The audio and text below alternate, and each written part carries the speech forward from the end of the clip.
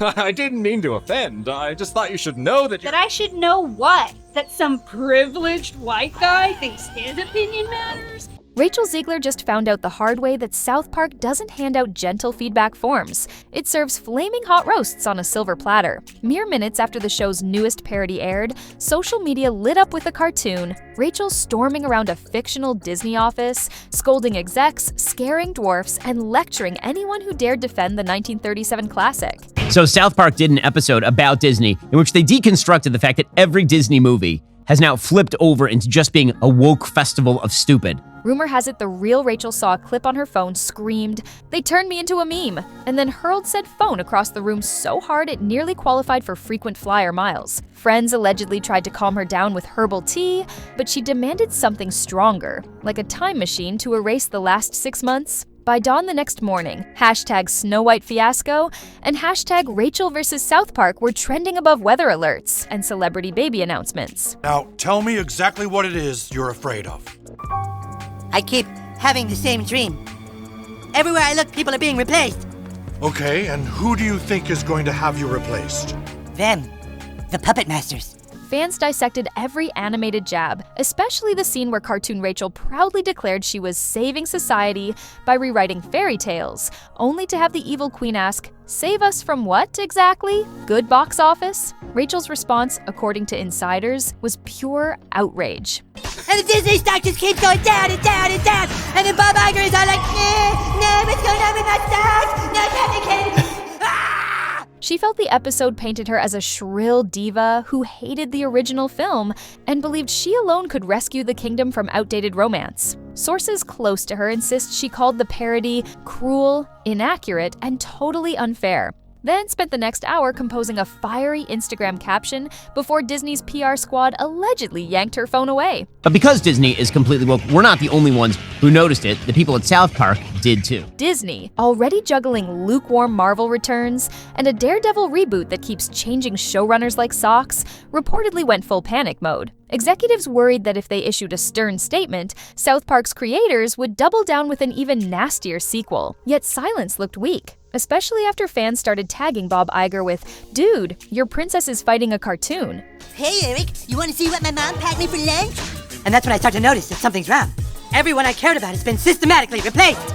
And finally, I want to scream, and I'm like, why are they replacing every single character with someone who is diverse? Allegedly, one frantic Zoom call ended with a VP suggesting they lean in by releasing a tongue-in-cheek dwarf TikTok. That idea died faster than a poisoned apple at a vegan picnic. For those who missed the opening act of this saga, Rachel's troubles began when she described the 1937 Snow White as dated and labeled Prince Charming a guy who literally stalks her. Classic Disney lovers gasped, modern viewers shrugged, and studio marketers quietly popped antacids. Magic wishing apple. A wishing apple? Yes, one bite and all your dreams will come true. Ever since, every interview, every tweet, every eyebrow raise from Rachel has been scanned for hidden contempt toward glass coffins and love at first sight.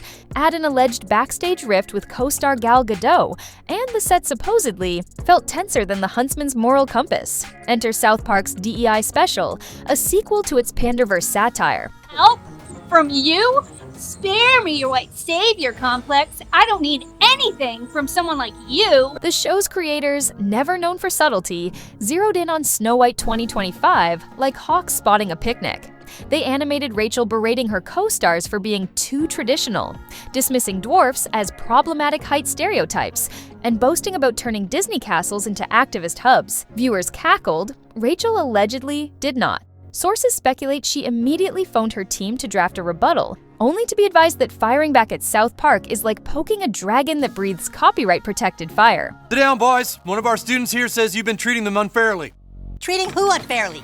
We didn't do anything. We're just minding our own business and she keeps saying she's Eric Cartman. Okay, and what's wrong with that? Meanwhile, memes multiplied. One viral edit showed cartoon Rachel swapping the magic mirror for a Twitter feed, asking, "Mirror, mirror, on the wall, who's the wokest of them all?" Another depicted the seven dwarfs holding a banner reading, "Oh, we just wanted to sing." Even casual Disney fans, previously oblivious to remake drama, were suddenly experts on dwarfs' labor rights and 1930s romance tropes. South Park had turned a niche controversy into mainstream popcorn. Allegedly, Rachel's camp begged Disney to let her defend herself publicly. She wanted to clarify that she doesn't despise the original movie. She just thinks stories evolve. I saw the Panderstone for the first time a few years ago. Bob Iger took us to the Disney archives and showed us an ancient piece of artificial intelligence that could be used to make the same movies over and over again while appealing to absolutely everyone. Disney, still nursing bruises from earlier press flubs, supposedly vetoed the idea. Their reasoning? Every time Rachel opens her mouth, another headline reads, "Snow White star slams childhoods." Instead, they quietly canceled her late-night appearances, citing scheduling conflicts so transparent you could see dwarfs whistling through them. The cancellation spree only fueled speculation. Fans noticed Rachel vanished from a high-profile magazine cover, then skipped a talk show musical segment. Rumor has it she was furious, believing Disney's muzzle strategy left her defenseless, while the internet threw cartoon pies at her. Lawyers were allegedly consulted to see if contract clauses about guaranteed promotion had been breached. Nothing was filed, but whispers of possible litigation floated through entertainment circles like enchanted fog. But then Kennedy's like, it's not our fault, it's because of Kathleen Kennedy. But then Kathleen Kennedy says like, just make it more lame. And everyone in town is like, no, please, Kathleen Kennedy, stop ruining everything. Gal Gadot's silence didn't help.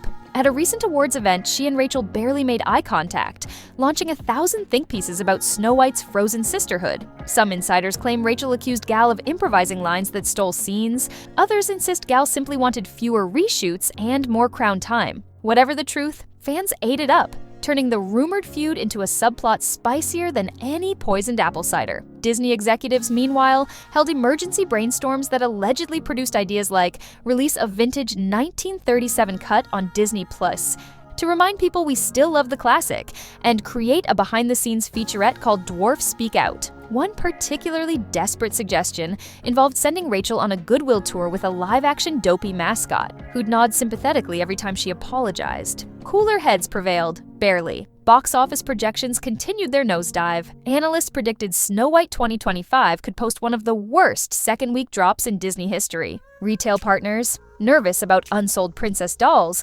reportedly considered slapping clearance stickers on merch before opening weekend even hit. Collectors are already licking their lips at the prospect of snagging Disaster Edition figurines that might one day sit beside Jar Jar Binks in the Hall of Infamy. No, make it more lame. That is exactly what they're doing. And that is why we hate the diversity, equity, and inclusion casting and writing in movies. South Park, smelling blood, teased an extra clip on social media. Cartoon Rachel announcing she'd replaced all fairy tale animals with ethically sourced CGI friends. Fans roared. Disney lawyers allegedly drafted another cease and desist, then remembered cease and desists are South Park's favorite snack. Instead, they settled for a polite no comment, which the show's creators framed and hung next to previous hate mail from Scientology. Throughout all this, Rachel reportedly oscillated between anger and heartbreak. One day she's venting to friends that she's the most misunderstood princess ever. The next she's posting a throwback photo hugging a VHS copy of the original film with the caption, "Past and future can coexist." Half her followers applauded, half replied with dwarf memes. Even her cat's Instagram account, yes, it exists, gained followers from curious onlookers hunting for clues about her mental state. Industry veterans whisper that Snow White 2025 is now less about ticket sales and more about damage control. Disney's internal debates reportedly revolve around whether to push the film straight to streaming and call it a day, or gamble on a theatrical release and hope curiosity outweighs controversy. Either route could cost millions, but scrapping the project entirely? That would require writing off so much money, even Scrooge McDuck would faint. As for South Park, the show's writers are rumored to be collecting extra material in case Disney retaliates. Is there a problem, people?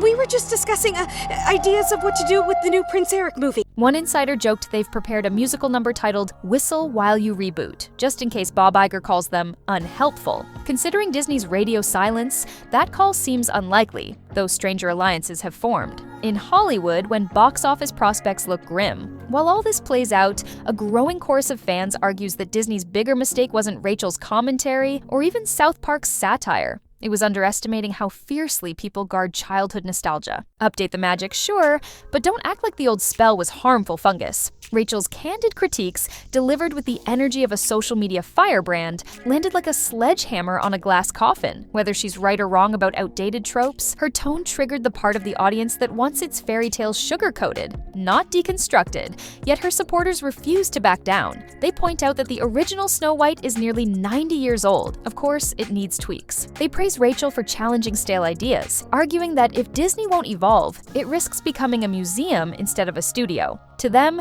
South Park's parody is just old guard backlash disguised as humor. What's wrong is it doesn't make any sense. Okay, I see. There's a diverse female where Cartman used to be, and you don't like that. It's not that we don't like it, don't you think that's weird? I don't see a problem with it at all. And if you boys don't think Eric can be a black woman, then maybe the problem is you.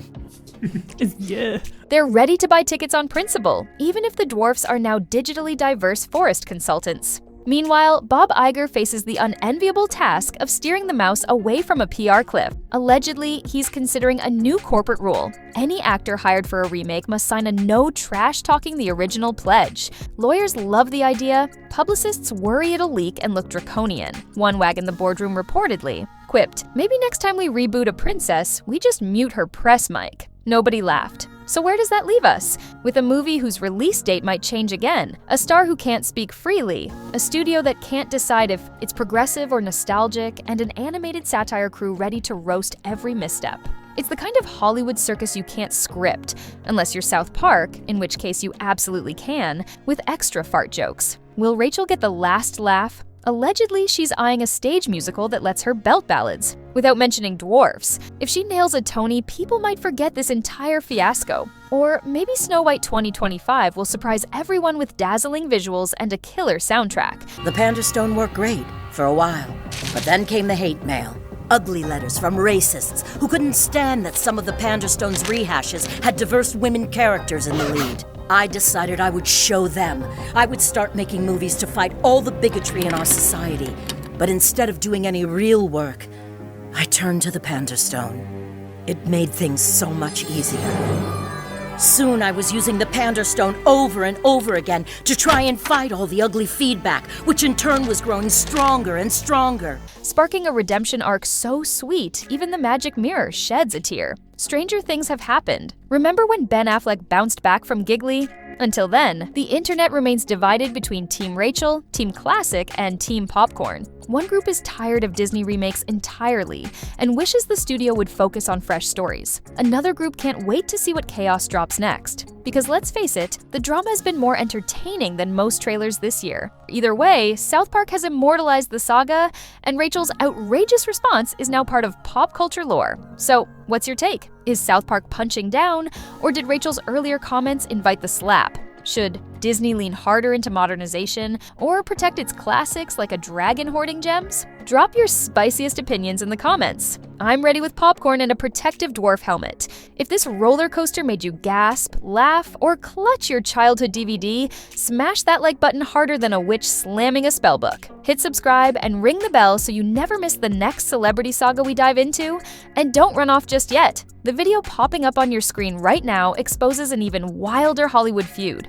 Click it before the cartoon dwarfs beat you to the remote. And I'll see you there for more drama-packed fun.